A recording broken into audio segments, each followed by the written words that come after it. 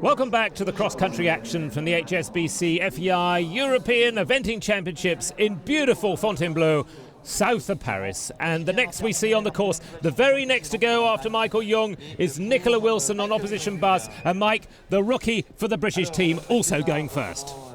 Well, 3 rookies in the British squad, just 1 in the team, and it's this young lady from Yorkshire, Nicola Wilson.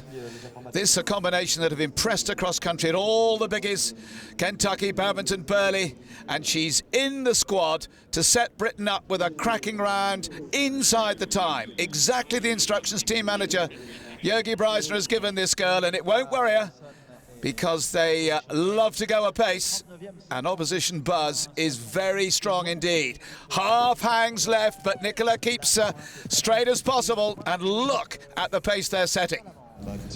Well, here we are at fence 8, the first water, just nips to the right, then to get the line right for the little boat coming out, and that is a nasty angle, that little corner of a boat. Easily to run out at, but she is also setting up a furious pace. Well, the very first on the course, that was Joris van Springel, and we already see this fence 7, that caught him out as we get back to Nicola Wilson back in the woods. Not a course to suit this free galloping horse, but it's getting over the job very well at the moment as Sweden's Dag Albert, another experienced, the 9-year-old Tuba Rebel, rode this round Hong Kong as an 8-year-old. It's a very good cross-country course, and Dag much the most experienced in the Swedish team here.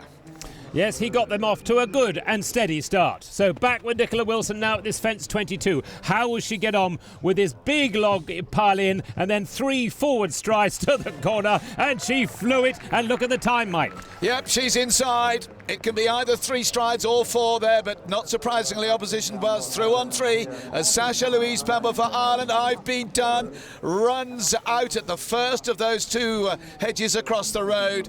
There'll be more trouble here as the day unfolds, I'm sure.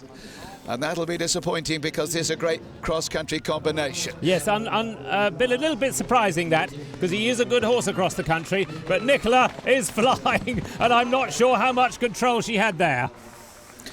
Well, this is an impressive performance for a first championship for this combination. Horse owned by Rosemary Search, and a horse that has climbed in every 3-day event it's been in after dressage. And it looks as if opposition buzz has got the message, get home inside the time.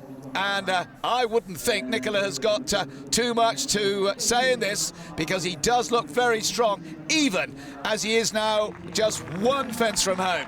Well, I think this has been amazing. As you say, this horse has absolutely stormed around this course, and Nicola at time hasn't had much say in it. But such a good combination. They know each other so well, and cross-country is their forte, and they have given the British a fantastic start. Look at that, 11 seconds inside the time. My word, people were saying, the pundits were saying beforehand, it wouldn't be done. 2 of them have already done it. Well, for Stefano Braccioli, he was the first to go for Italy, taking the longer route at the water. That is a difficult combination, that second water complex, but that will cost him at least 10 seconds. But he's still going clear. Well, now, the first of the French team, Cedric Cléard, Jesse Mail, quite surprisingly team coach and manager Thierry Touzin has got quite an old, experienced team. Very few young riders in their squad of 12. And certainly Nicolas Touzin, the youngest in the team. And he's now 28 years old. Cedric Cléard, Jesse Mail, not seeming to set out at the cracking pace that Michael Jung and Nicola Wilson has set. But safely through the first water, that's some of the problems out of the way, and now they're back into the woods. Yeah, the French are cheering on their man. It's great to see a big French crowd really giving their riders a lot of support. Nice tracking shot there along this field. Very firm ground here, Mike. Yes, I was just going to say very firm here. And of course, normally the tracks at Fontainebleau are very deep sand. They've worked on them, they've watered them heavily, and the sand is firm and good.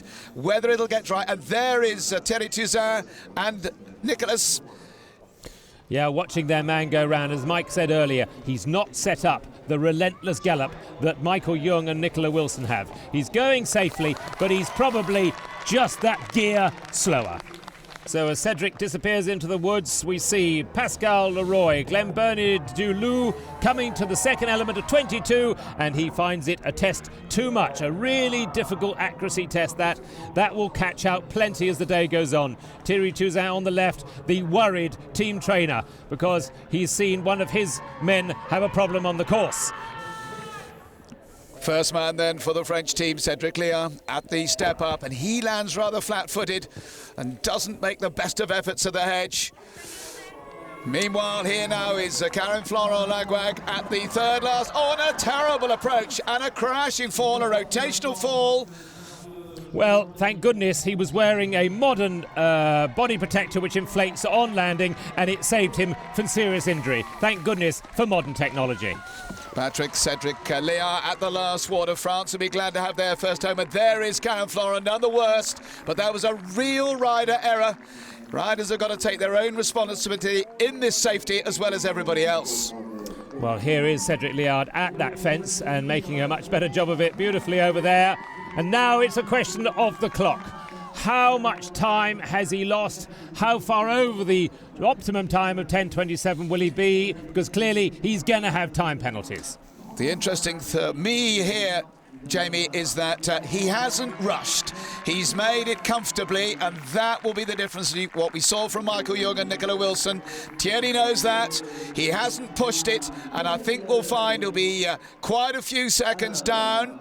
Half a minute over will give him 14 or 15 time faults, and that'll start France slipping down from the bronze that they were in overnight after dressage. There we are, 35 seconds over. And that will calculate at 14 time penalties. Frank Ostelt now Air Jordan. Second to go for the German team. And this combination second in the HSBC FEI World Cup final a month ago in Poland. How will he go? Well, that's what got this horse and rider combination back in the team. He rode Mr. Medicott in the Olympic Games for that gold medal. But this is a horse that has tied up towards the end of the course in the past, as he did in Pretoni 2 years ago. Is he back to form? Well, I spoke to Frank Ostelt about that, and he said the horse was wrong that day, and he felt absolutely 100% in Poland. So I'm sure that Frank is hoping that was just a blip in this marvellous horse who's been so durable. He's been on the eventing circuit at the top of the tree for so long. A lovely combination now as they go into the woods, going well. Well, now we have the young Belgian rider, Virginia Collier, Kilo. Oh, and she's one that actually just another lands on top of the step, flat-footed, loses her impulsion and has to go round. They represented Belgium in the Europeans of 1999 in Le Moulin. She won a bronze medal, team medal then. As we're back with Frank Ostelt. Up that big step up to the hedge, got a big ditch on the takeoff side, but make nothing of it.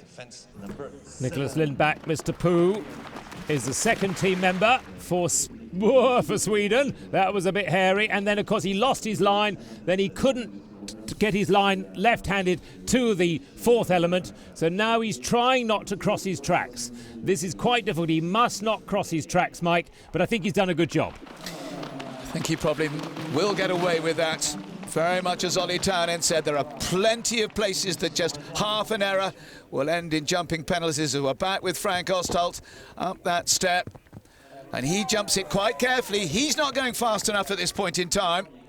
Well, sadly for Lithuania's Aistis Vitkuskas, just got too close to the out element, just caught a knee and just topples over, but horse and rider absolutely done the worst. But that was the end for him, a fall and you're out. Well, this Pierre Michelet course is certainly having its effect. Much as was thought, everyone realised it was a proper test for the European. I tell you what, Mike, this horse is not galloping fluently, but we'll come back to him. William Fox Pitt now, Hidalgo, second to go for the British team, second at Badminton on this lovely horse. Well, here is fence 22 for Frank Ostelt. Opted to go 4 and ran out of room. And this horse is definitely beginning to tire. It's happened before, and this will be a big worry for the Germans. Indeed, they've got to get 3 rounds. The team competition, 3 must count. So Frank's had a nasty moment now. Now it's going to be difficult for him to get home.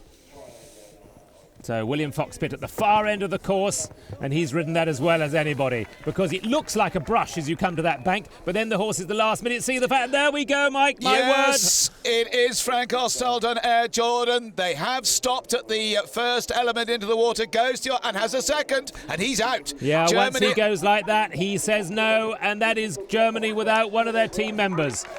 My word, I think we've been lulled into a false sense of security by the brilliance of Michael Young and Nicola Wilson as we see Eric Viginel at the second water 14, second team member for France. Good positive riding from the second man, Eric Viginel. Well, certainly dramatic news for the Germans, with still to come Indrid Klipke and then the last one, Andreas de Bosque. A lot now depending on them for Germany. As we're back with Sam Watson, the young man from Ireland, horseware bushman, 25 years old, and he doesn't get the best of landings in and then gets too close to that first of those two narrows in the water, and he's going back for a second time. That's brave riding, but he gets away with it. That's a great shame, Mike, because he went brilliantly to then. There was just a misunderstanding between the two of them. Well, here's a marvellous slow-motion shot of William Foxpitt and Hidalgo at this influential Fence 22. Big, long-striding horse and brilliantly ridden by the great William Foxpitt. Malin Larsson Piccadilly said an individual for Sweden, and she's gone very quickly. This certainly is a combination that have gone well in their first European so far. This is the water for the first time, three of them, remember. Yes, a very good round by the Swedish rider there as an individual. As we go back to William at the last water, and he seems to just be losing his line there, Mike. Yes, he just overshoots, but I think it's possibly a policy that William has made to get the accuracy. As he comes to the last two fences, he's going to be very close to the time. This is a French-bred horse. That'll be interesting for the huge French supporters here. He's a horse that's taken time to develop, second at Badminton, but this could be an even more important round for Jane and George Apter's Hidalgo, with William Foxpitt twice individual silver medal. Will it be his turn? Just outside 8.23. Yeah, that rounds up to 9 seconds over, 0.4 of a penalty, 3.6 makes his score 45.1, 0.1 more than Michael Young. Will that be significant? Well, this might be significant because Eric Viginel comes to a grinding halt at the last water. So 20 penalties for the French team, a setback from them. My word, it's all going Great Britain's way at the moment. Stay with us for more cross-country action after the break.